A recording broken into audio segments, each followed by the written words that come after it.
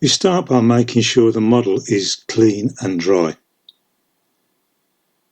It is placed on a surface and primed. In this case, we have used a white primer. This is the best we can use to make sure there's reflection in the back of the cabinet. We masked the front face of the model to cover the area we didn't want to paint, and then painted the rest of the model, in this case a bright red.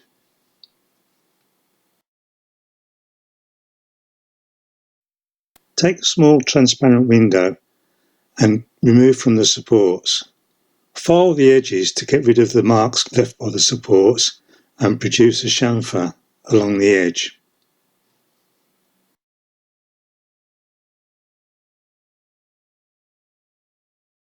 Once all the paint has dried and the masking tape has been removed, firmly place the window into the base of the model, ensuring that the bevel end goes in first.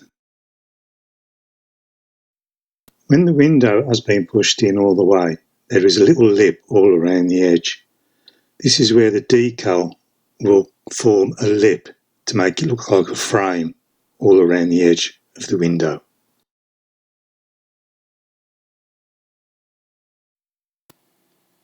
Now it's time to fit the decal. Choose one of the decals that's in the kit. Although there are 4, there are 2 of each, just in case you make a mistake with any one of them. Cut out the decal and check against the model. Place the decal in a source of water and leave for about 15 to 20 seconds, or until the decal becomes loose from the backing paper. While still being attached to the backing paper, carefully move it to the model using the tweezers. Gently slide out the backing paper while holding the decal with a damp small paintbrush. Make sure the decal is flat and even.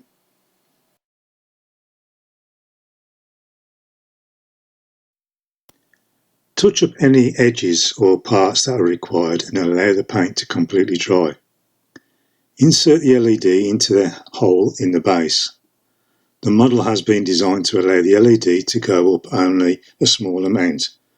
This allows just the edge to pop into the end, into the open area behind the window. Do not force any further. This is to make sure there is enough light from the LED and the LED cannot be seen.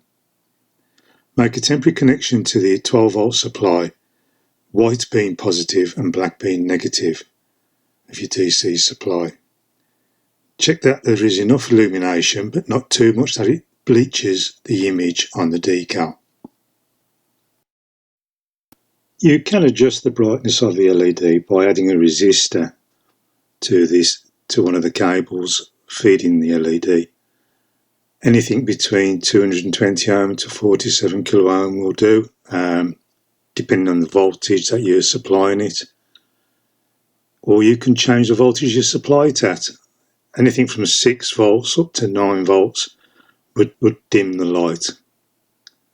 There are other ways where you can dim it, and there is a future product coming out from Scenic 3D which you can work from a computer, which can operate many different lights in buildings, etc. So watch out for that in the future.